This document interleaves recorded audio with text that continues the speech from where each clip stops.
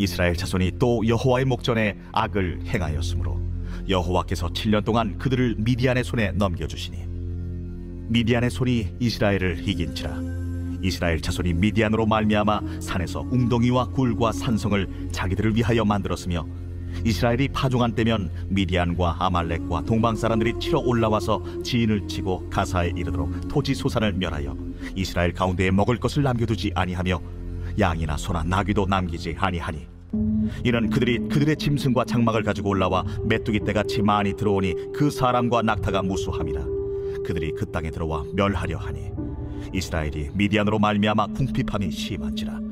이에 이스라엘 자손이 여호와께 부르짖었더라. 이스라엘 자손이 미디안으로 말미암아 여호와께 부르짖었으므로 여호와께서 이스라엘 자손에게 한 선지자를 보내시니 그가 그들에게 이르되 여호와께서 이같이 말씀하시기를 이스라엘의 하나님, 내가 너희를 애굽에서 인도하여 내며 너희를 그 종되었던 집에서 나오게 하여 애굽 사람의 손과 너희를 학대하는 모든 자의 손에서 너희를 건져내고 그들을 너희 앞에서 쫓아내고 그 땅을 너희에게 주었으며 내가 또 너희에게 이르기를 나는 너희의 하나님 여호와이니 너희가 거주하는 아모리 사람의 땅의 신들을 두려워하지 말라 하였으나 너희가 내 목소리를 듣지 아니하였느니라 하셨다 하니라. 여호와의 사자가 아비에셀 사람 요아스에게 속한 오브라에 이르러 상수리 나무 아래에 앉으니라. 마침 요아스의 아들 기드온이 미디안 사람에게 알리지 아니하려 하여 밀을 포도주 틀에서 타작하더니 여호와의 사자가 기드온에게 나타나 이르되 큰 용사여, 여호와께서 너와 함께 계시도다. 오 나의 주여, 여호와께서 우리와 함께 계시면 어찌하여 이 모든 일이 우리에게 일어났나이까? 또 우리 조상들이 일찍이 우리에게 이르기를 여호와께서 우리를 애굽에서 올라오게 하신 것이 아니냐 한 그 모든 이적이 어디 있나이까? 이제 여호와께서 우리를 버리사 미디안의 손에 우리를 넘겨주셨나이다. 너는 가서 이 너의 힘으로 이스라엘을 미디안의 손에서 구원하라. 내가 너를 보낸 것이 아니냐. 오 주여, 내가 무엇으로 이스라엘을 구원하리이까? 보소서, 나의 집은 므낫세 중에 극히 약하고 나는 내 아버지 집에서 가장 작은 자니이다. 내가 반드시 너와 함께 하리니 내가 미디안 사람 치기를 한 사람을 치듯 하리라. 만일 내가 주께 은혜를 얻었사오면 나와 말씀하신 이가 주 되시는 표징을 내게 보이소서. 내가 예물을 가지고 다시 주께로 와서 그것을 주 앞에 드리기까지 이곳을 떠나지 마시기를 원하나이다. 내가 너 돌아올 때까지 머무르리라. 기드온이 가서 염소 새끼 하나를 준비하고 가루 한 해바로 무교병을 만들고 고기를 수쿠리에 담고 국을 양푼에 담아 상수리 나무 아래 그에게로 가져다가 드리매 하나님의 사자가 그에게 이르되 고기와 무교병을 가져다가 이 바위 위에 놓고 국을 부으라 하니 기드온이 그대로 하니라. 여호와의 사자가 손에 잡은 지팡이 끝을 내밀어 고기와 무교병에 대니 불이 바위에서 나와 고기와 무교병을 살랐고 여호와의 사자는 떠나서 보이지 아니한지라. 기드온이 그가 여호와의 사자인 줄을 알고 이르되 슬프도소이다 주 여호와여, 내가 여호와의 사자를 대면하여 보았나이다. 너는 안심하라. 두려워하지 말라. 죽지 아니하리라 하시니라. 기드온이 여호와를 위하여 거기서 제단을 쌓고 그것을 여호와 살롬이라 하였더라. 그것이 오늘까지 아비에셀 사람에게 속한 오브라에 있더라.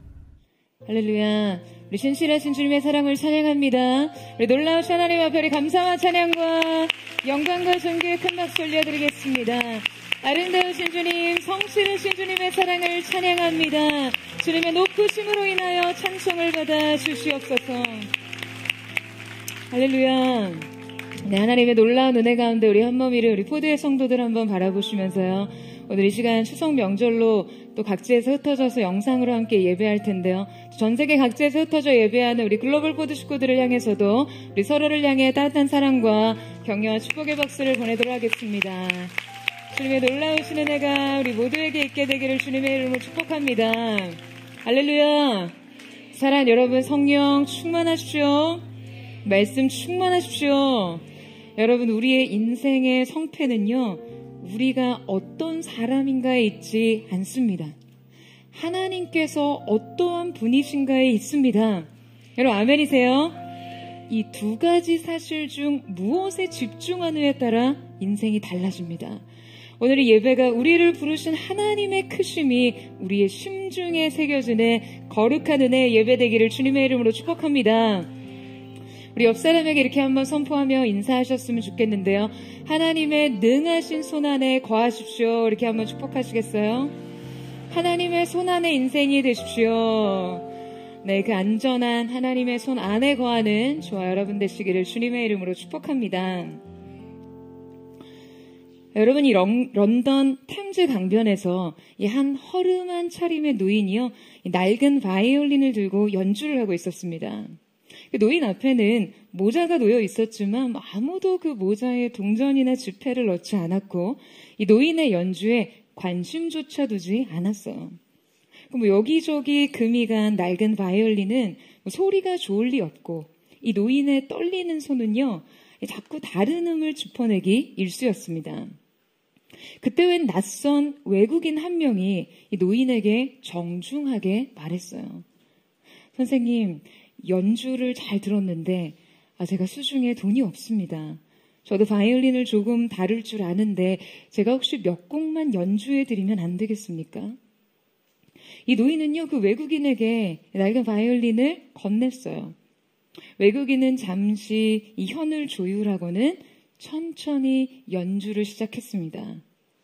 그러자 그 낡은 바이올린에서요, 놀랍도록 아름다운 선율이 흘러나왔고 순식간에 수많은 사람들이 몰려들었어요. 이 바이올린 연주에 매료된 사람들은 너나 할 것 없이 노인의 모자에 돈을 넣기 시작했고요. 돈이 수북히 쌓이고 연주가 끝나자 누군가가 소리쳤습니다. 저 사람은 바로 파가닌이다. 그는 당대 최고의 바이올린 연주자였던 이 니콜로 파가닌이었습니다. 이탈리아 천재 바이올리니스트인 파가니니는요, 연주 중에 3개의 줄이 끊어졌지만 굴하지 않고 이 남은 한 줄 쥐선만을 가지고 이 완벽한 음악을 만들어내서 이 청중들의 기립박수를 받았던 일화로도 유명합니다. 여러분, 똑같은 낡은 바이올린이었지만 누구의 손에 들리느냐에 따라 비교 불가한 연주가 됩니다. 여러분, 우리의 인생 역시 마찬가지입니다. 우리의 인생 격차란 내 삶을 붙잡고 있는 것이 나인지 하나님이신지에 따라 발생합니다. 인생의 승패도 평범과 비범의 차이도 무능과 탁월함의 격차도 여기서 발생해요. 여러분, 우리의 삶은 하나님 손에 들려져야 합니다. 여러분, 아멘이세요? 도구의 어떠함은 중요하지 않아요. 나는 중요하지 않습니다. 하나님께서는 하나님의 구원 계획을 성취하기 위해서 탁월한 능력과 다양한 경험으로 숙련된 준비된 전문가를 택하시지 않습니다. 오히려 결코 자신은 이 일의 적임자가 아니라며 이 부르심 앞에서 뒷걸음질 치는 사람을 택하여 쓰시곤 합니다. 오늘 우리는 약한 자를 들어 사용하시는 부르심의 중요한 원리에 대해서 함께 살펴보고자 하는데요. 오늘 말씀의 주인공은 기드온입니다. 기드온이 처한 당시 역사적 상황은요, 매우 불행했어요. 이스라엘 자손이 여호와의 목전에 악을 행함으로써 하나님께서는 7년 동안 이스라엘을 미디안의 손에 넘겨주셨습니다. 당시 미디안의 지속적인 침략과 약탈로 인해 이스라엘의 경제와 사회는요, 황폐해져 있었어요. 미디안은 끊임없는 약탈로 이스라엘의 농업 경제를 거의 붕괴시킨 상태였는데요. 자, 우리 함께 본문 1절에서 3절에서 5절 말씀을 같이 읽도록 하겠습니다. 시작. 이스라엘이 파종한 때면 미디안과 아말렉과 동방 사람들이 치러 올라와서 진을 치고 가사에 이르도록 토지 소산을 멸하여 이스라엘 가운데 먹을 것을 남겨두지 아니하며 양이나 소나 나귀로 남기지 아니하니 이는 그들이 그들의 짐승과 장막을 가지고 올라와 메뚜기 떼같이 많이 들어오니 그 사람과 낙타가 무수함이라 그들이 그 땅에 들어와 멸하려 하니. 자, 성경은 미디안 사람들이 그들의 가축과 장막을 이끌고 메뚜기 떼처럼 이스라엘 습격했다라고 기록하고 있습니다. 그러니까 그들의 약탈의 규모가요, 엄청났음을 시사하는 것이죠. 그러니까 이스라엘 사람들은 이들을 피해 동굴, 산속 은신처에 숨어 살면서 기본적인 생계 활동조차 할 수 없는 그런 상황이 되었습니다. 특별히 미디안 사람들은 유목민으로서요, 기동성이 굉장히 뛰어난 전투 방식을 사용했는데요. 오늘 말씀에도, 이 본문에도 언급되어 있듯이 그들은 이 말이 아닌 낙타를 길들여 타고 다니는 역사상 최초의 전사들이었습니다. 그들은 낙타를 이용해 빠르게 이스라엘 마을을 습격하고 다시 사막으로 돌아가는 전략을 취했는데요. 이는 이스라엘 공동체를 상대로 매우 효과적인 전략이었어요. 왜냐하면 여러분이 그들의 기동성을 따라잡기 쉽지 않았거든요. 이 낙타는 물과 음식이 부족한 상태에서도 하루에 40에서 50km 정도를 이동할 수 있는 매우 독특한 동물이죠. 그래서 이 고대 사회의 전사들은요, 이 낙타를 이용해 상대의 그 방어선을 뚫고 깊숙이 침투한 그 지역까지 침투했습니다. 그러니까 이 낙타를 타고 다니는 미디안 전사들에 대한 이 이스라엘의 공포심은요, 너무나 극심했어요. 여러분, 말보다 낙타는 몸집이 훨씬 크잖아요. 네. 그들의 위협적인 크기는 심리적으로 훨씬 더 이스라엘을 위축시켰을 뿐만 아니라 지금 이 낙타를 이용한 기습이 더욱 잔인했던 이유는요, 이 그들이 접근하는 소리가 말발굽의 소리보다 크지 않았다는 거예요. 그래서 아주 조용히 불시에 급습한 후에 상대가 피난하거나 대응할 시간을 주지 않고 그냥 약탈을 빠르게 마치고 도망갈 수 있었어요. 그러니 어느 날 소리 없이 접근해서 삶의 터전을 모두 쑥대밭으로 만들어 놓은 후에 또 이 사막으로 유유히 사라져버리는 이 낙타 부대의 침략에 이스라엘은 심적으로 너무나 큰 충격을 받았겠죠. 그러니까 이스라엘의 사회는요, 이 약탈과 파괴에 무방비 상태가 될 수밖에 없었습니다. 여러분, 한번 생각해 보세요. 여러분의 삶을 이렇게 무너뜨리고 가는 대적에 대해서요. 게다가 이들의 약탈이 매우 잔인했던 이유는요, 지금 그들의 침략이 이스라엘 공동체의 추수 시기에 이루어졌다는 것이죠. 여러분, 이 약탈이 이스라엘 민족들에게 얼마나 깊은 패배감과 경제적 타격을 주었을까요? 이것은 그저 그들에게 경제적인 손실만을 주는 것이 아니었어요. 지금 이 약탈은 그들에게 엄청난 박탈감을 주었습니다. 그들 앞에서 이스라엘의 오랜 성실과 오랜 수고는요, 헛수고가 되었어요. 여러분, 이것이 얼마나 사람을 무너뜨리는 일인가요? 여러분의 땀 흘린 노동과 수고의 결과를 지금 적의 침략 속에 속수무책 빼앗기는 현실 말이에요. 이런 경험들은 단순히 어떤 물리적인 억압에 그치는 것이 아니라 그들의 정신과 정서를 완전히 망가뜨렸습니다. 여러분, 그런데 지금 이러한 일이 왜 일어나는 것일까요? 지금 사실상 이러한 이스라엘의 현실은요, 그저 하나님의 말씀의 성취에 불과했습니다. 신명기 28장 33절 말씀에 보면 하나님께서 약속의 땅에서 하나님의 명령을 거역하고 불순종하는 백성들에 대해 이런 말씀을 주셨어요. 내 땅에서 나는 모든 소산과 내가 수고해 얻은 것을 내가 알지 못하는 민족이 먹겠고 너는 항상 압제와 학대를 받을 뿐이니라. 여러분, 그들은 약속의 땅에서 약속을 잊었습니다.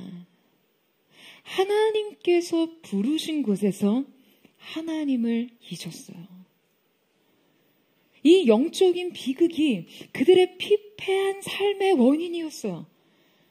그들은 자신들을 향한 하나님의 모든 약속과 권능을 그저 과거지사로 여겼을 거예요. 하나님께서 그들에게 베푸셨던 기적은 그들에게 그냥 추억조차 되지 못했을지 모릅니다. 오히려 이 찬란했던 하나님의 역사를 떠올릴 때마다 초라한 오늘의 현실에 대한 박탈감은요, 너무나 컸고, 이 영적 실패에 대한 책임의식이 그들을 짓누르고 괴롭혔기 때문에 저는 그들은 이 일들을 힘써 기억해내려 하기보다 오히려 이 기억을 애써 잊으려 했을 거라고 생각해요. 지난 역사의 영광은 지금 그들의 현실을 그냥 마치 조롱하듯 했을 테니까요.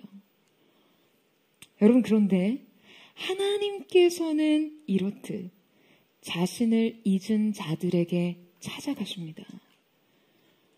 그분에 대한 기억을 떠올리는 것 자체를 거부하는 자를 찾아가세요. 잃어버린 사랑을 찾아 집요하게 추격을 하십니다. 그리고는 이 배반의 역사 속에 새로운 반전을 일으키세요. 여러분이 말도 안 되는 사랑의 추격에 대해서 여러분 어떻게 생각하세요? 이 말도 안 되는 하나님의 사랑의 추격에 대해서요. 최근에 전 세계적으로 인정받고 주목받은 이 파친코라는 소설의 남자 주인공 한수가요, 자신이 사랑하는 여인 선자를 찾아간 장면을 짧은 클립으로 봤는데요. 저는 아직 소설의 내용을 몰라서 그들의 인생 서사를 다 알 수는 없지만 여자 주인공이 이렇게 오랜 세월을 흘러 내가 여기에 있는 줄을 어떻게 알았냐 라고 묻자 이 남자 주인공이 그런 말을 하더라고요. 너를 한순간도 놓친 적이 없기 때문에 알 수 있다. 여러분 부러우세요? 부러우면 지는 거예요. 여러분 지금 이 소설 속의 주인공의 이 대사처럼요, 지금 오늘 말씀의 주인공인 기드온이 어쩌면 하나님께 이렇게 말했을지 모릅니다. 내가 여기에 있는 줄 어떻게 알았냐고요. 여러분 왜요? 지금 하나님께서 그의 초라한 은신처에 찾아가셨으니까요. 자, 우리 함께 11절에서 12절 말씀을 같이 한번 읽어보도록 하겠습니다. 시작. 여호와의 사자가 아비에셀 사람 요아스에게 속한 오브라에 이르러 상수리 나무 아래에 앉으니라. 마침 요아스의 아들 기드온이 미디안 사람에게 알리지 아니하려 하여 밀을 포도주 틀에서 타작하더니 여호와의 사자가 기드온에게 나타나 이르되 큰 용사여 여호와께서 너와 함께 계시도다 하매. 평범하고 연약한 자들을 사용하시는 하나님의 원리 첫 번째는 생존의 틀에서 나오라 입니다. 자, 저를 한번 따라해 보시겠어요? 생존의 틀에서 나오라. 여러분, 하나님의 사람이 잃어버린 자기 백성들을 이 돌이키시기 위해 찾아가시는 곳을 한번 보세요. 지금 그분은 어느 날 그분의 사자를 포도주 틀 속으로 들여보내십니다. 여러분 왜요? 기드온을 부르시기 위해서요. 그렇다면 지금 대체 그는 그곳에서 무엇을 하고 있습니까? 여러분, 기드온은 미디안 사람들의 약탈을 피하여 포도주 틀에서 밀을 타작하고 있었어요. 하지만 포도주 틀에서 밀을 타작하는 거는요, 여러분 이거 매우 상식적이지 않고 효율적이지도 않는 일이에요. 이 밀타작은 원래 바람이 부는 넓은 평지에서 이루어져야 하거든요. 그러니까 타작이란 본래 이 알곡과 쭉정이 이 결을 분리하는 작업을 말하기 때문에 결을 흔들어서 날려보내는 바람이 매우 필수적입니다. 그러니까 이렇게 좁고 바람이 없는 이 틀 속에서 타작을 한다는 것은요, 사실상 이건 너무나 비효율적이고 상식적이지 않는 일인 것이죠. 자, 그렇다면 기드온은 왜 굳이 이 포도주 틀 속에 들어가서 곡식을 타작하고 있는 것일까요?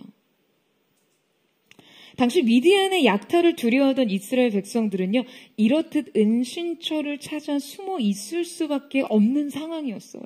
지금 그나마 남겨지는 것만이라도 지키기 위해서 그들의 은신처 가운데로 찾아 들어갔습니다. 여러분, 사실 본래 포도주 틀은요, 수확과 기쁨과 축복을 상징했어요. 포도주 수확 이후에 이 틀에서 포도즙이 나오는 장면은요, 풍요와 생산의 의미와 연결돼 있었습니다. 그러나 지금 하나님을 잊은 이 백성들에게 이 풍요와 수확의 상징은 그냥 억압과 두려움의 상징이 되어버렸죠. 그들의 폐역과 그들의 불순종에 비참한 결과였어요.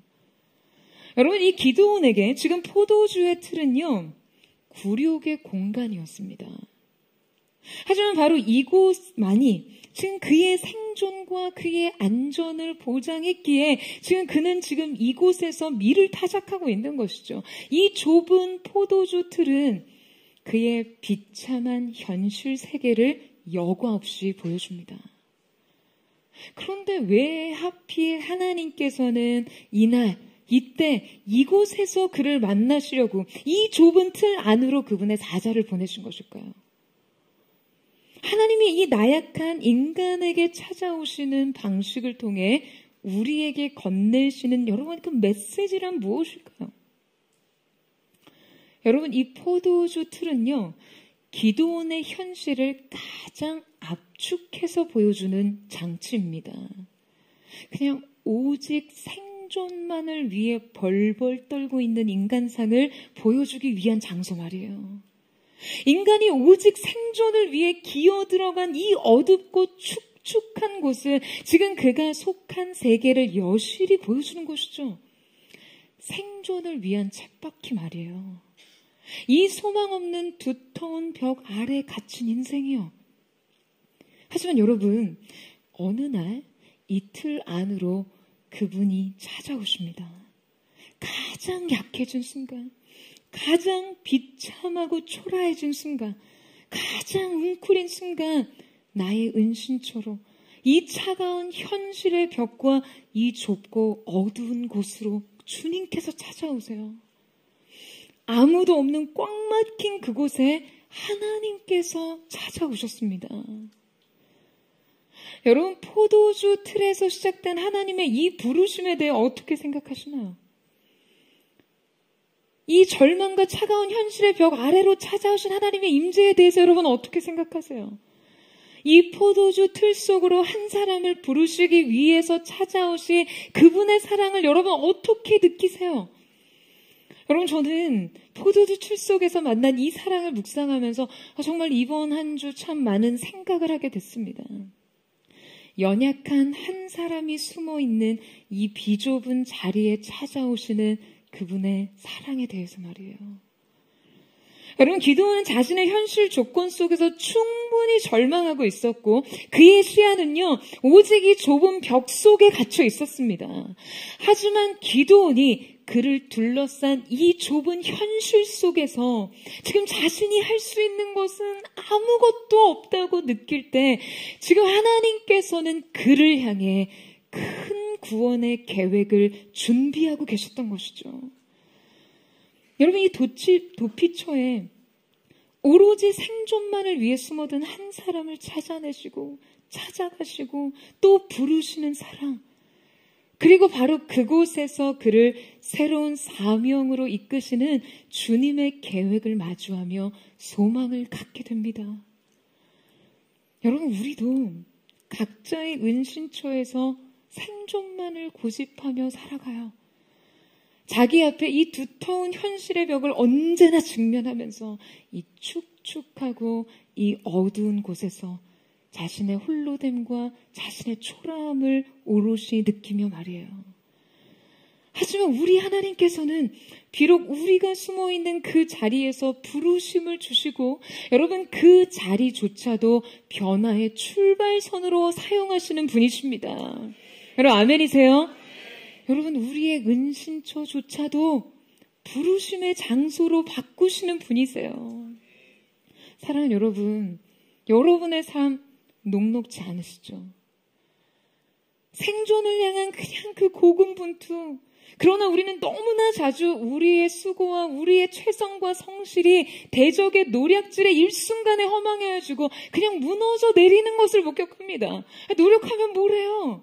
수고하면 뭘 해요? 남은 것은 무엇입니까? 여러분 나아지는 것이 있나요? 오늘은 굴욕, 내일은 두려움. 매 순간의 좌절감이 너무나 차갑고 써서 이제 정말 이 삶을 뱉어내고 싶어요. 그런데 바로 그때 여러분 우리는 기억해야 합니다. 포도주 틀 속에 찾아오시는 그 하나님의 사랑을 말이에요. 이 작고 어둡고 초라한 은신처에서 그 사랑의 부름, 위대한 부름을 주시는 그 하나님의 사랑을 확인하는 은혜가 저와 여러분 가운데 있게 되기를 주님의 이름으로 축원합니다. 여러분, 이제 포도주 틀에서 들려오는 하나님의 음성에 응답하십시오. 생존의 굴레에서 벗어나 여러분 사명을 위해 걸어 나오세요. 그냥 오로지 매 순간 생존만을 위해 자신을 가두고 살아가던 좁은 틀 속에서 걸어 나오시기를 축원합니다. 더 이상 내일을 꿈꿀 수 없던 그 굴욕의 자리, 두려움의 공간을 새로운 부르심의 장소가 되게 하실 주님을 바라보세요. 여러분, 저는 저와 여러분 가운데 오늘 이 사랑의 추격, 하나님의 놀라운 임재의 추격이 우리 모두에게 있게 되기를 주님의 이름으로 축원합니다. 평범하고 연약한 자들을 사용하시는 하나님의 원리 두 번째는 부르심은 자격이 아닌 순종을 요구한다입니다. 저를 따라해 보시겠어요? 부르심은 자격이 아닌 순종을 요구한다. 자, 우리 함께 14절에서 16절 말씀을 같이 읽겠습니다. 시작.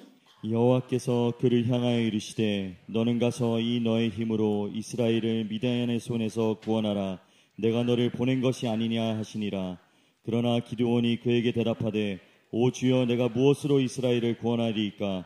보소서, 나의 집은 므낫세 중에 극히 약하고 나는 내 아버지 집에서 가장 작은 자니이다 하니 여호와께서 그에게 이르시되 내가 반드시 너와 함께하리니 내가 미디안 사람 치기를 한 사람을 치듯 하리라 하시니라.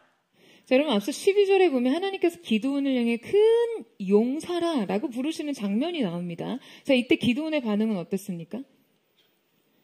그가 여호와의 사자에게 건넨 첫 마디는요, 삐 아도니라고 기록되어 있는데요. 그러니까 많은 신학자들이 이 말이 매우 지금 어이가 없다, 이런 감정을 전달한다고 이야기를 해요. 지금 기드온이 미디안의 약탈을 피해서 지금 포도주 틀에 비참하게 은신하여 밀을 타작하고 있었을 뿐만 아니라 지금 기질상 그는 매우 나약하고 굉장히 소심한 성격의 소유자였어요. 그러니까 뭐 용사적인 어떤 기질이라고는 찾아올 수 없는 그런 사람이었던 것이에요. 그러니 지금 이 부름 앞에서 다소 어이없고 황당한 반응이 보이는 것이 인간적으로는 이해가 됩니다. 그를 향한 하나님의 부름이 여러분 지금 큰 용사라니요. 아니 여러분, 지금 이 좁은 틀 안에 들어와서 밀을 까부리고 있는 자에게 큰 용사라는 이 부름이 여러분 가당키나 합니까? 아니 뭐 그의 손에 무기라도 들려 있으면 지금 뭐 이해라도 하겠는데요. 타작을 위한 막대기밖에 더 들었겠어요? 그에게 뭐 쟁기를 들고 밖으로 나아가서 위대한 농부가 되라 라고 정도 하셨다면 여러분 뭐 조금 이해할 수 있죠. 조금이라도 어떤 기대를 가질 수 있겠죠. 근데 지금 그는 쪼그리고 앉아 바닥에 떨어진 곡식 나다를 줍고 있다고요. 이 하나님의 부름과 그가 처한 현실과 정체성에 너무나 큰 간극이 있어 보입니다. 말씀의 나와 현실의 나의 이 격차, 여러분 이것을 좁힐 수 있는 것은 없어 보여요. 기드온이 곧이어 14절 말씀에 그를 향한 구체적인 구원의 계획을 말씀하시자 내가 무엇으로 이스라엘을 구원하리까? 라고 하면서 강한 의혹을 내포한 반어적 표현을 사용합니다. 그러니까 하나님의 부르심에 대한 강한 자기 비하와 불신을 표현하고 있는 것이죠. 그가 자신의 출신에 대해서 설명하면서 가장 약한 므낫세 지파 중에 가장 약한 자라 극히 약하다라고 표현한 핫달이라는 말은요, 하찮을 것 없이 무력한, 가난한 이란 의미의 말에 최상급 표현을 결합한 말입니다. 그러니까 한마디로 가장 비참하다라는 의미예요. 기드온은 자기 스스로를 자신의 배경과 능력에 기반해 자신을 극히 작은 자, 약한 자라고 평가하고 있는 것이죠. 그는 자신을 큰 용사라고 부르시는 하나님 앞에서 자신의 자격을 논하고 있습니다. 여러분, 우리 역시 하나님의 사자가 이거 번지수 잘못 찾아간 거 아닌가? 뭐 이런 의심을 할 법합니다. 사실 지금 우리가 보기에도요, 기드온이 그럴 만한 자격이 있어 보이지는 않거든요. 대체 그렇다면 하나님께서는 그에게서 무엇을 보시고 그를 부르신 걸까요? 여러분, 바로 여기에 하나님께서 연약한 자들과 평범한 자들을 사용하셔서 하나님의 놀라운 역사를 일으키시는 원리를 알 수 있습니다. 그것은 바로 하나님은 한 사람의 자격보다도 그의 순종의 여부를 보신다는 거예요. 하나님의 관심은요, 그의 자격이 아니라 순종에 있습니다. 여러분, 이것이요, 성경을 통틀어 하나님께서 사람을 쓰시는 매우 결정적인 기준이에요. 여러분, 그렇기 때문에 하나님의 부르심은 우리의 현재의 모습에 국한되지 않습니다. 여러분, 이 사실을 믿으세요?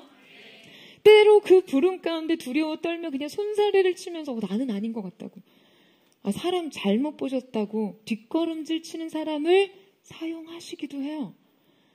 여러분, 하나님의 이 부름이 지금 세상이 우리를 보고 사람이 우리를 보고 있는 것과 얼마나 다릅니까?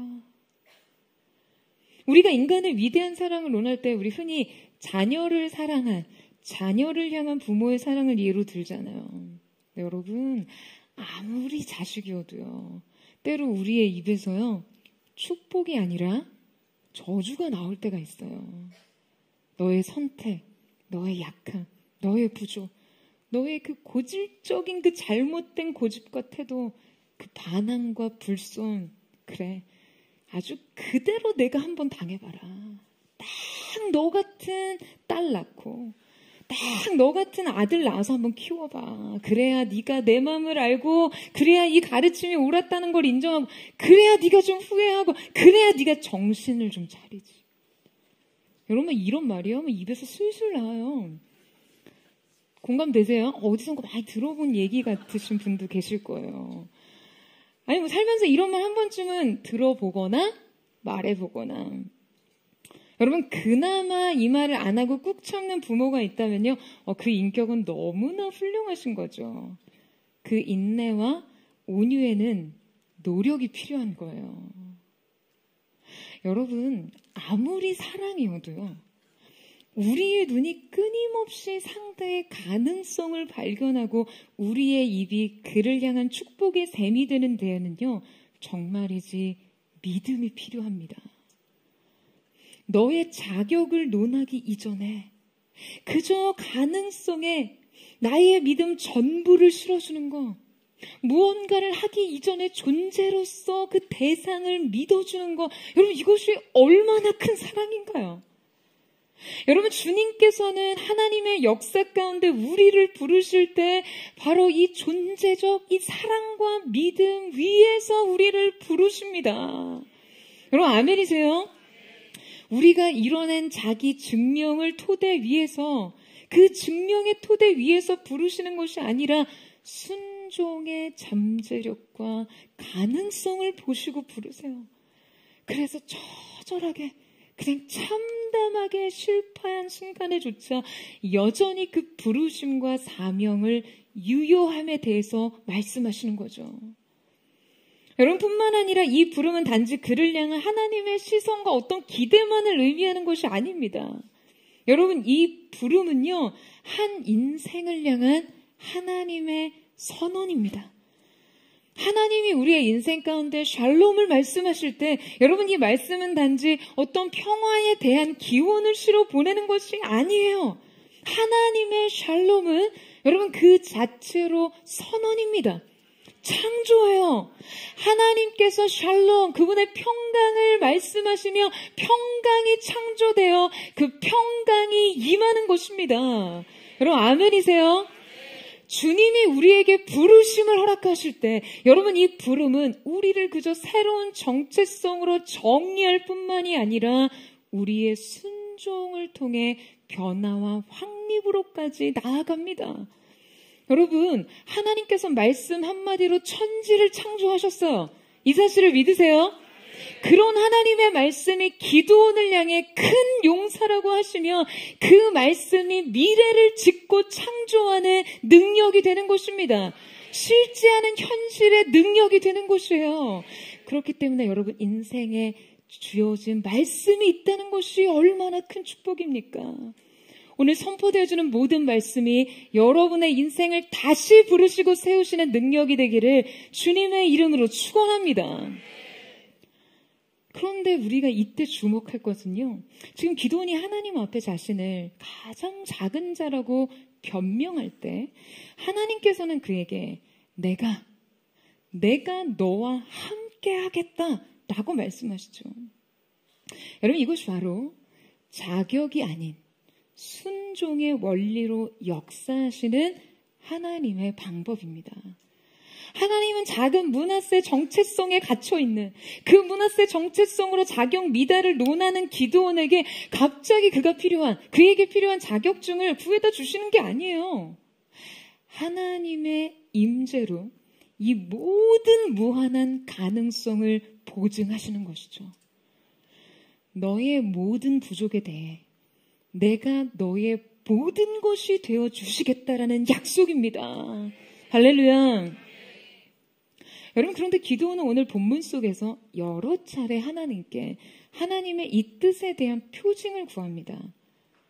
자신의 예물을 다시 가지고 와서 그것을 주 앞에 드리기까지 이곳을 떠나지 말아달라고요. 그리고 그 후에 이런 요구는 계속되는데요.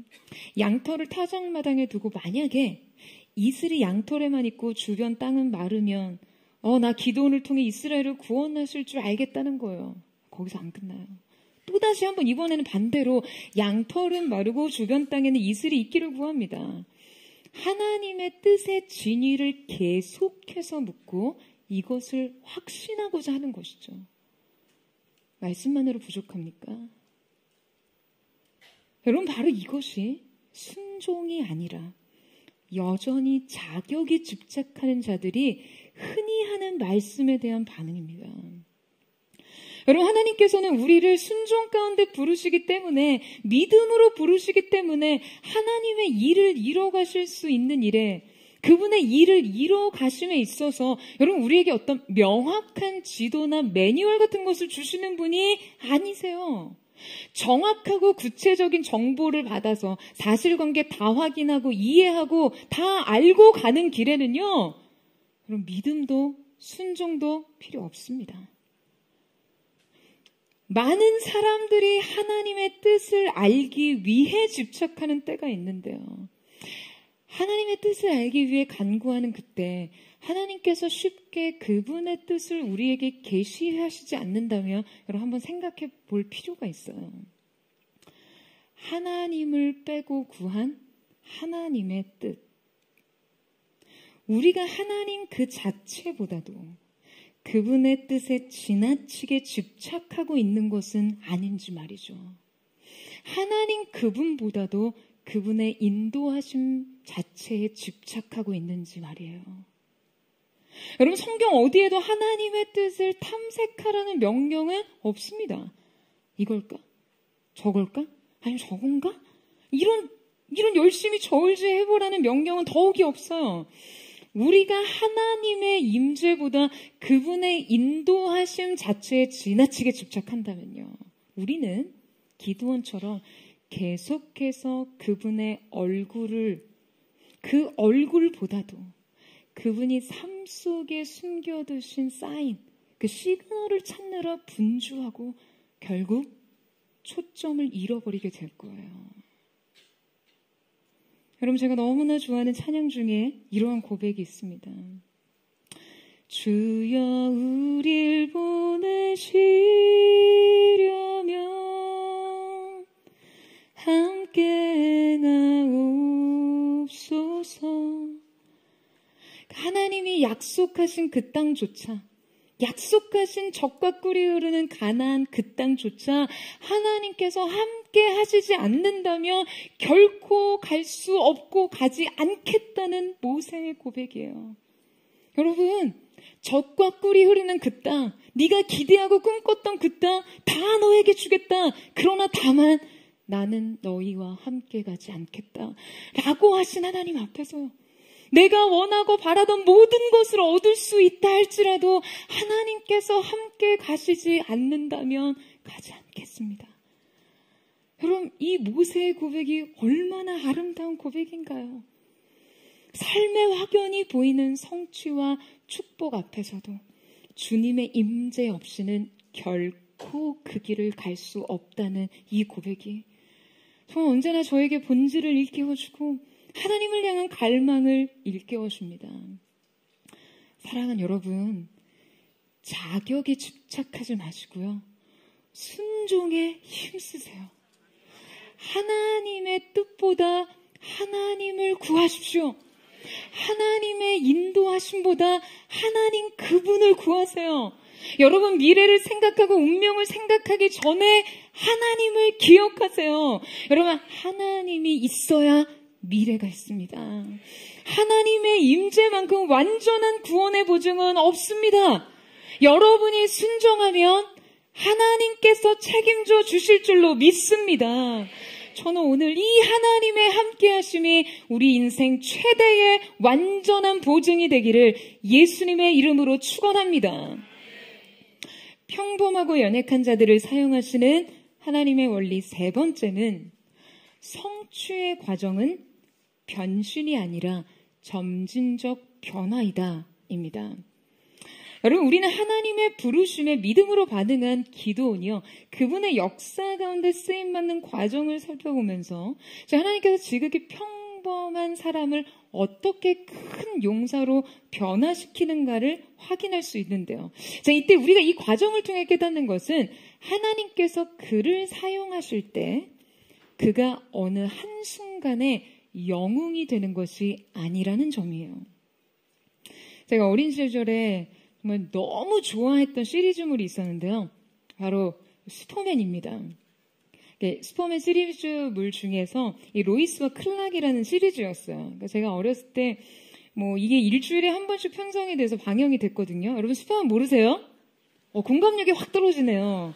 세대차가 나는 건지 모르겠는데 제가 이 시리즈를 얼마나 좋아했냐면요. 정말 좋아했어요. 여러분, 이 이야기는 이 클락 켄트라는 신문 기자의 이야기인데요. 그는 이렇게 겉으로 봤을 때는 굉장히 평범한 직장인이었지만 사실 그의 정체는 이 외계 행성 크립톤에서 온 초능력자였어요.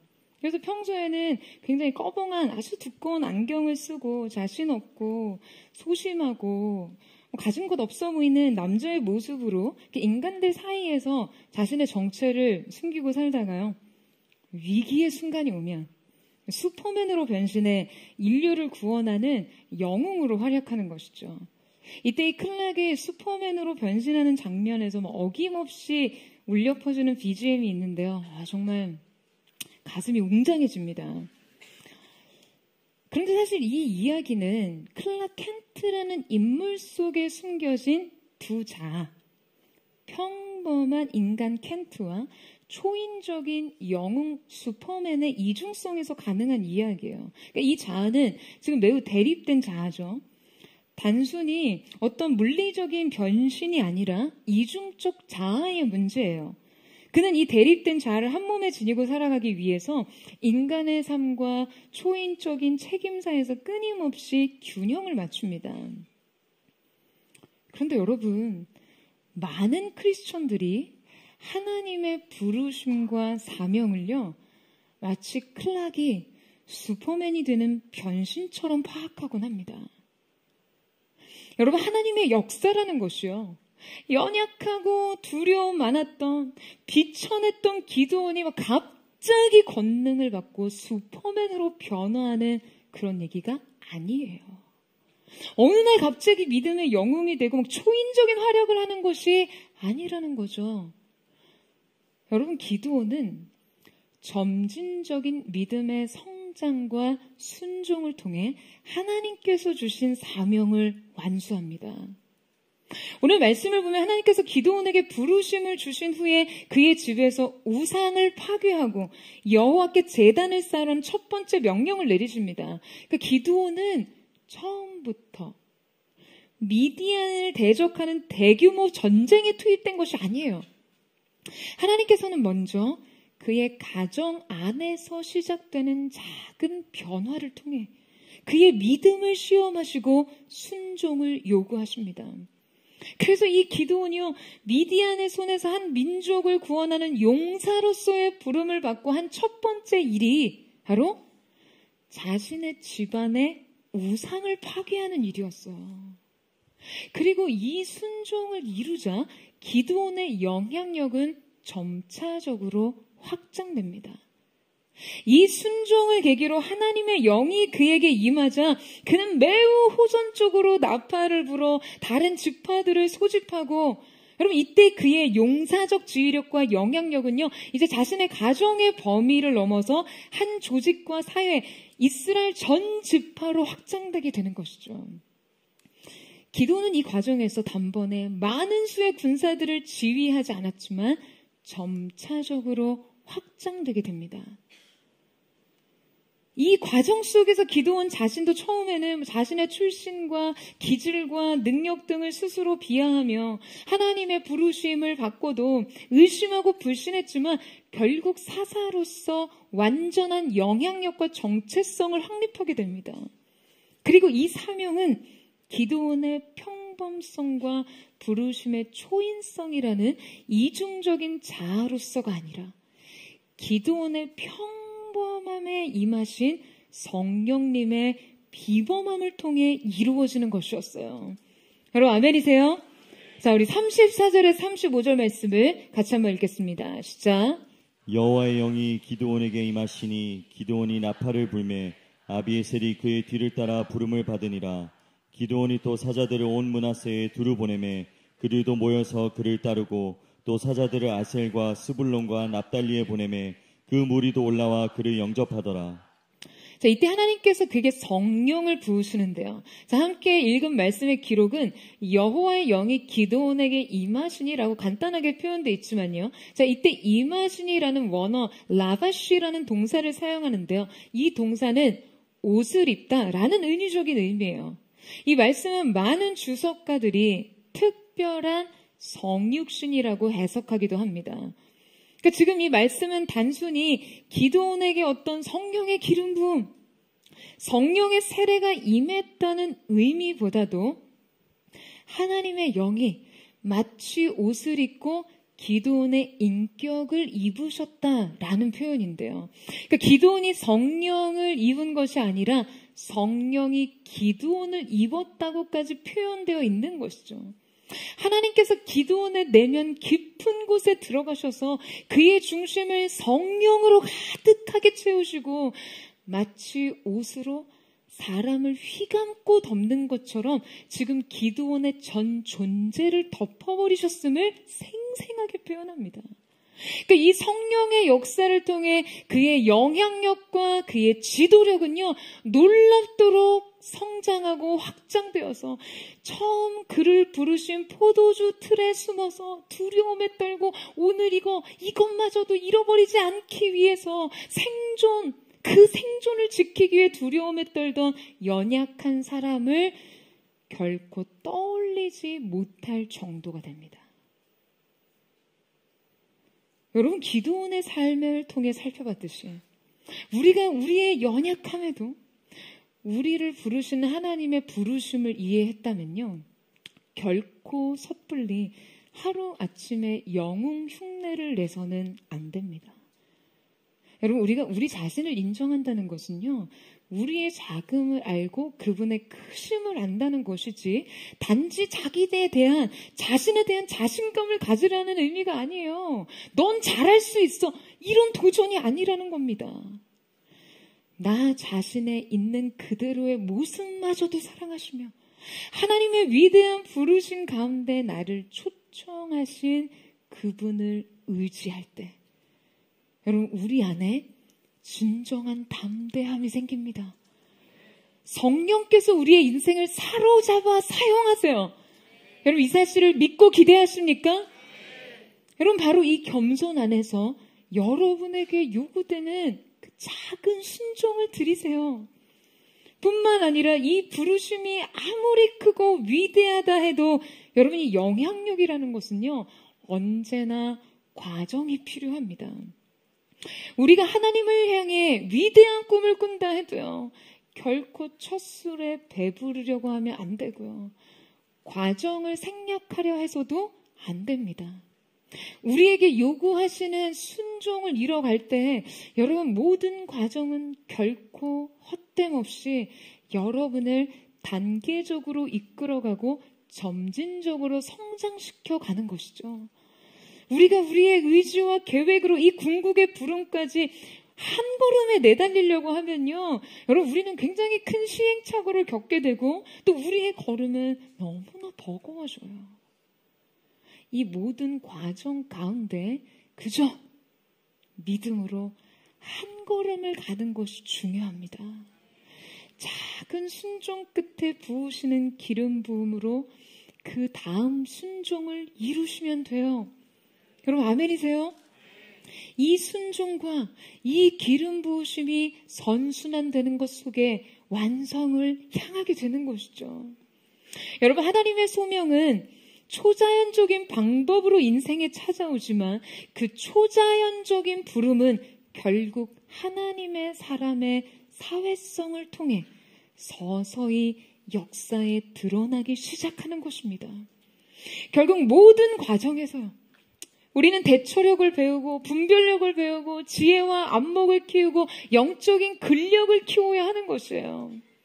여러분 기드온의 영향력은요, 그가 처음 포도주 틀에 숨어 두려워하던 그 자리에서 시작해서 하나님의 사랑의 추격과 임재의 추격으로 말미암아 끝내 이스라엘 전체가 그를 존경하고 따르는 지도자로 확립되었습니다. 사랑하는 여러분, 변신을 기대하지 말고 변화를 꿈꾸세요. 가장 작은 단위인 여러분의 중심으로부터, 여러분의 가정에서부터 하나님의 부르심에 합당한 사람의 모습으로 서십시오. 그리고 그 다음의 확장을 이루어 가세요. 사랑하는 여러분, 약해도 괜찮습니다. 여러분 아멘이세요? 여러분 약해도 괜찮아요.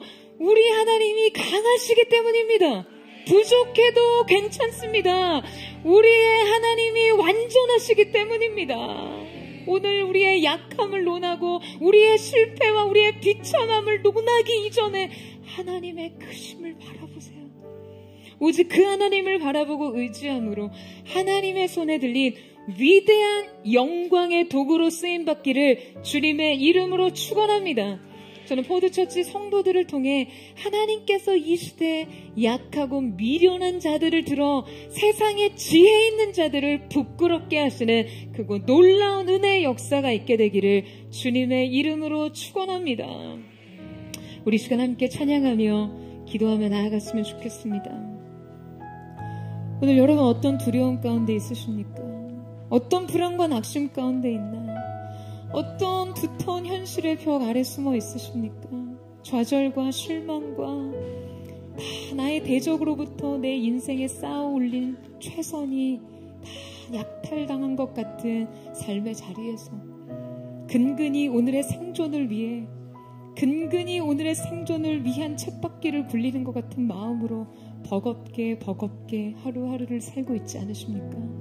오늘 두려워하는 하나님의 사람들의 인생 가운데 찾아오시는 추격하시는 주님의 사랑이 우리의 삶의 새로운 소망의 능력이 될 줄로 믿습니다.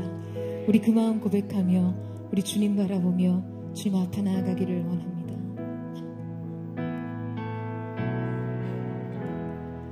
두려운 마음 가진 자여 놀라지 말라. 주 너의 하나님 강한 손으로 주 이름 부를 때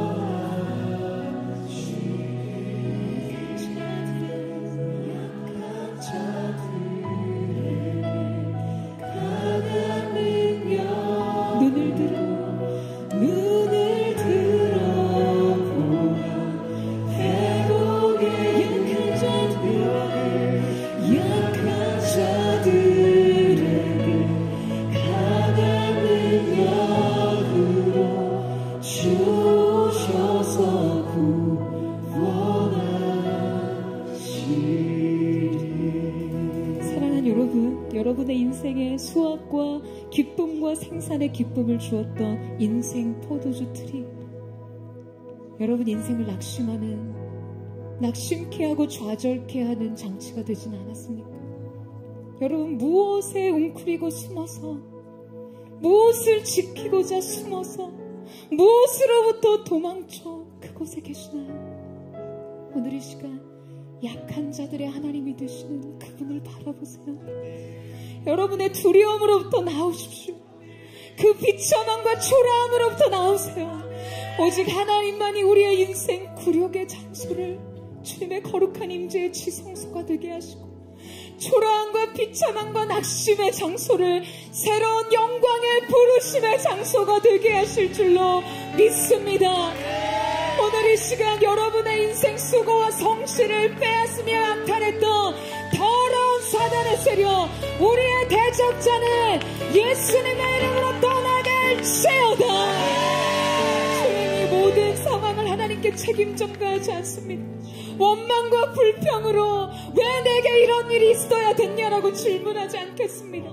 우리의 연약함과 우리의 죄악 때문입니다.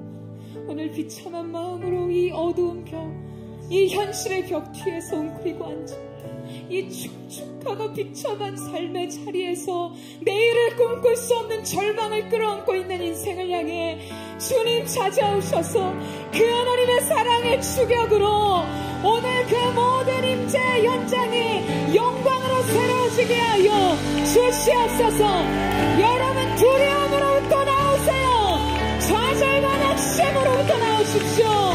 주님을 바라보는 새 믿음으로 여러분의 인생 부르시는 주님을 바라보시기를 축원합니다. 우리 전심으로 주의 이름을 부르짖고 우리 역시나 동성으로 기도합니다. 주여, 사랑하는 주님, 어둠 가운데 갇혀있는 나 좌절과 낙담으로 적절된 우리의 삶의 현장, 더 이상 기쁨과 수확의 영광을 좌절과 두려움과 초라함으로 얼룩져버린 우리의 삶의 현장에 주님의 사랑의 임재로 덮어주셨습니다. 오늘 그 사랑의 추격이 인생의 길을 잃어버렸다고 말하는 우리의 삶으로 찾아와 그 사랑이 우리를 다시 발견해주시는 은혜의 현장이 되게 하여 주옵소서. 깨어지고 잃어버린 것, 좌절된 인생의 소망을 다시 일으키시는 주님의 은혜가 오늘 만나게 하여 주옵소서. 그 선하신 인자하신 영원하신 앞에서 오늘 신령과 역경의 현장을 재석할 수 있는 믿음, 위대하신 하나님을 다시 바라보는 거룩한 하나님의 사랑의 승부로 역사하여 주시옵소서. 이때를 위하여 내비우니 주님의 길을 나르기 위한 순종의 걸음이 오늘 우리에게 이르게 하여 주옵소서.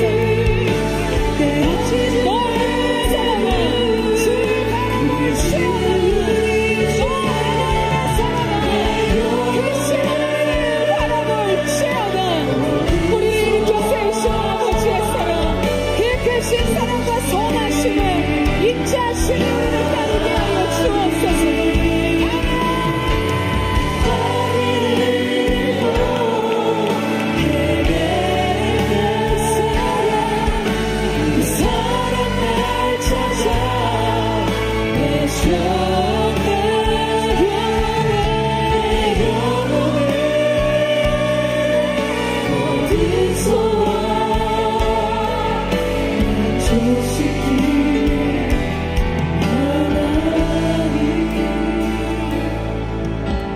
주의 사랑을, 주의 선하심, 주의 은혜를 생각해오라. 하늘보다도 더 높으신 아버지의 사랑 크고 놀랍네. 아버지 사랑 크고 놀랍네. 주의 사랑, 주의 사랑, 주의 선하심,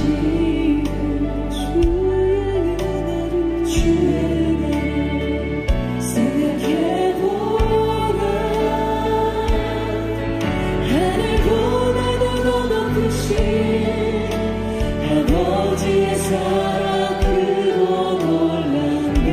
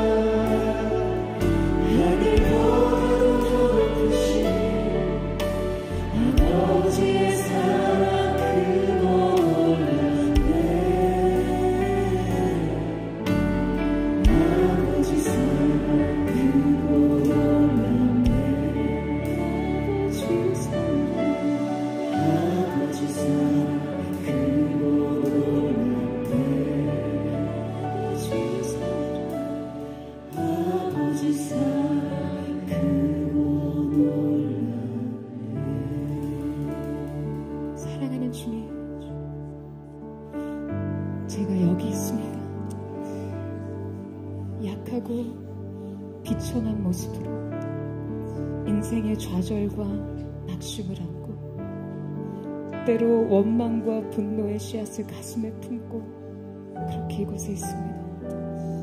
우리의 약함을 아시는 주님, 주님의 사랑이 저를 다시 찾아내셨습니다. 오늘 한 사람 한 사람 사랑하는 주의 백성 가운데 찾아가셔서 사랑하는 딸아, 사랑하는 아들아, 두려워하지 마라. 너의 인생 길은 너의 능력과 지혜로 가는 것이 아니라 나의 임재로 가는 것이다. 내가 너와 함께 하겠다. 내가 너를 책임져 주겠노라. 내가 불 가운데 지날지라도 그 불이 너를 사르지 못하리라. 내가 물 가운데 지날지라도 그 물이 너를 엄멀지 못하리라.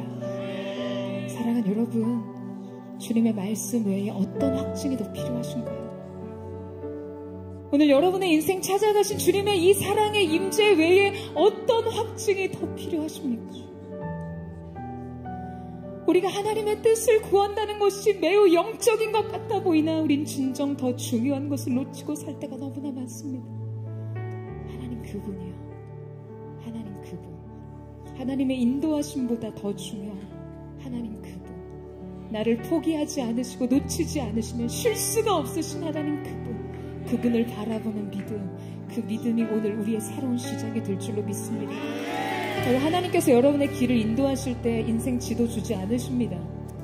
많은 구체적인 정보로 여러분의 인생의 길을 지도하지 않으세요. 다만 너는 나를 바라보고 나를 따르라고 말씀하십니다. 이스라엘이 처음 생전 가보는 광야의 길을 어떠한 시행착오 없이 갈 수 있었던 한 가지는 구름기둥과 불기둥, 영혼의 나침반과 같은 주님의 임재가 그들 앞서 행하셨기 때문입니다. 여러분, 이것이면 충분하지 않습니까? 우리가 부족해도 하나님이 함께 하시겠다고, 너의 모든 부족을 나의 모든 것으로 채우리라. 주님 온전케 하시겠다고 말씀하시면 되는 것입니다. 약해도 괜찮아요. 우리 하나님이 강하시기 때문입니다. 부족해도 괜찮습니다. 우리 하나님이 완전하시기 때문입니다. 오직 한 걸음의 믿음, 한 걸음의 순종이면 충분합니다. 우리 의탁하는 믿음으로 주여 나의 삶을 주께 맡기오니 주님의 뜻대로 이끌어 주시옵소서. 주의 하나님을 짓고 동성으로 기도합니다.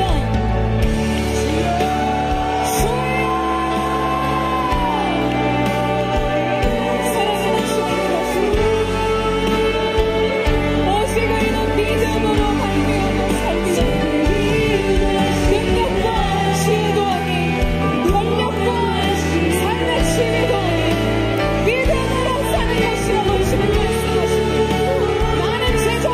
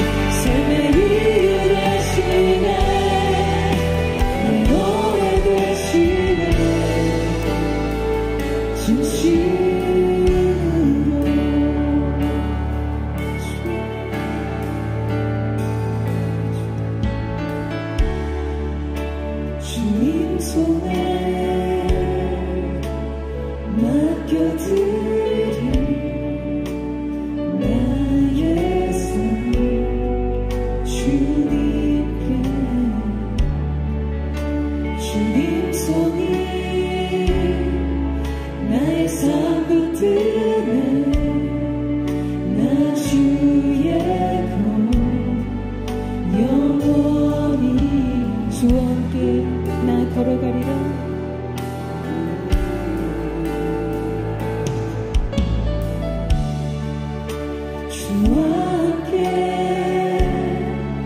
걸어가리라. 모든 길을 주님을 신뢰하며 믿음으로 걷기를 원합니다. 주 신뢰하며 주 뜻 안에 나 살아가리. 주의 약속은 영원해.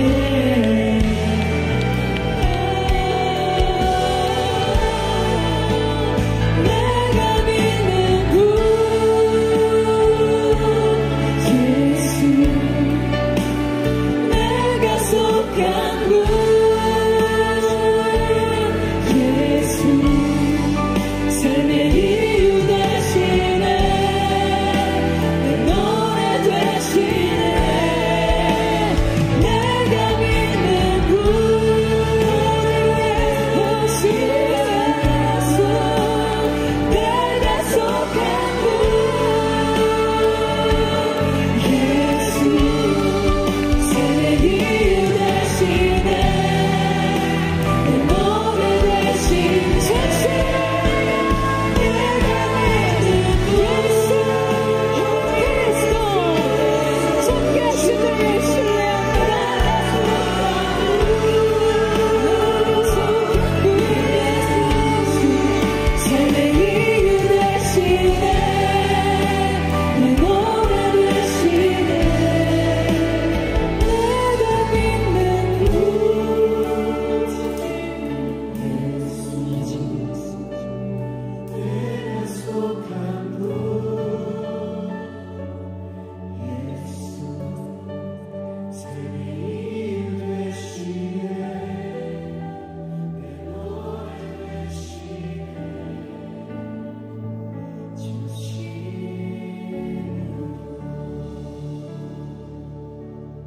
오늘 여러분의 인생 가운데 기도원의 삶 속에 다시 찾으신 주님께서 그를 큰 용사라고 부르신 하나님께서 여러분의 삶을 향해서도 말씀하십니다. 큰 용사요. 여러분 이 말씀 앞에서 여러분 아멘할 믿음이 준비되어 있으십니까? 여러분 우리가 하나님 앞에서 쓰임받지 못할 이유는요, 우리가 약해서도 연약해서도 실패가 많아서 부족해서도가 아니라 단 한 가지입니다. 믿음이 없어서요. 말씀이 말하는 나와 현실의 나 사이에 이 극한의 간극을 채울 수 있는 한 가지는 믿음뿐입니다. 오늘 이 시간 하나님께서 여러분의 인생을 새롭게 부르실 것입니다. 여러분 믿으세요? 하나님의 새로운 부르심을 믿으십니까? 실패하고 두려움에 빠져 있었던 초라한 기도원의 인생을 향해 큰 용사여, 내가 이스라엘의 구원의 자가 되리라 말씀하신 하나님, 오늘 우리를 통해서 큰 일을 행하시 주님을 바라보며 기대하며 나아가기를 원합니다. 믿음이 없으니 하나님을 기쁘시게 못하나니 오늘 이 시간 이 믿음을 죽게 드리게 하여 주시옵소서. 이 소리가 마지막으로 기도하며 나아갈 때 여러분 이 시간 기도원이 그의 부르심의 가장 작은 중심으로부터, 가정으로부터 주님의 말씀에 순종함으로 나아갈 때 거룩하신 하나님의 영이 그를 사로잡아 그 모든 것을 가능하게 하셨음을 기억하는 은혜가 있기를 축복합니다. 성령님 오늘 우리 가운데 임하여 주시옵소서. 성령의 두나미스, 성령의 권능으로 우리를 입으시고 주님의 은혜를 나타내 보여 주시옵소서. 주의 몸된 교회를 통해 이 시대 세대 가운데 주의 일을 나타내 보여 주옵소서. 주의 구원을 나타내 보여 주시옵소서. 정치, 경제, 사회, 문화, 교육, 가정, 종교, 대한민국의 7대 영역에 지도자들을 일으키셔서 거룩하신 하나님을 경외하는 자들로 이 나라와 민족의 구원을 이루게 하여 주시옵소서. 전심으로 주의 세방을 듣고 우리 역시 동성으로 기도합니다.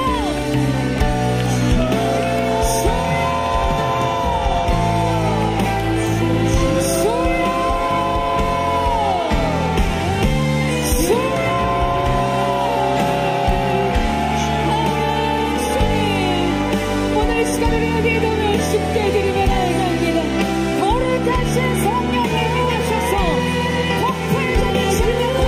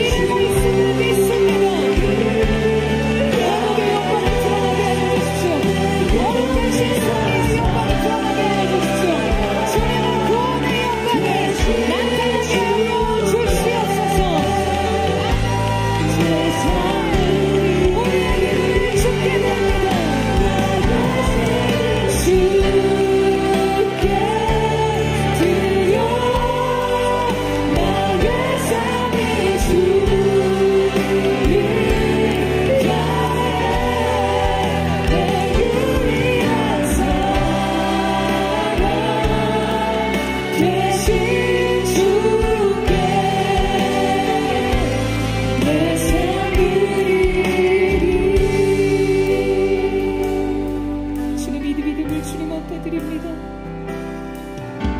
소망 없는 내 삶에 새 생명 허락하신 날 향한 주님의 은혜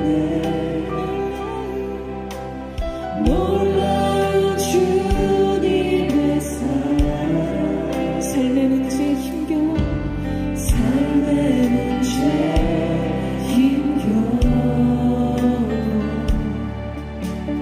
눈물만 흘릴 때 날 안아주시는 주님 하늘 주님의 사랑 나 찬양하네 나의 믿음 주께 드려 나의 삶이 주를 위하여 내 유일한 사랑 되신 주께 산들이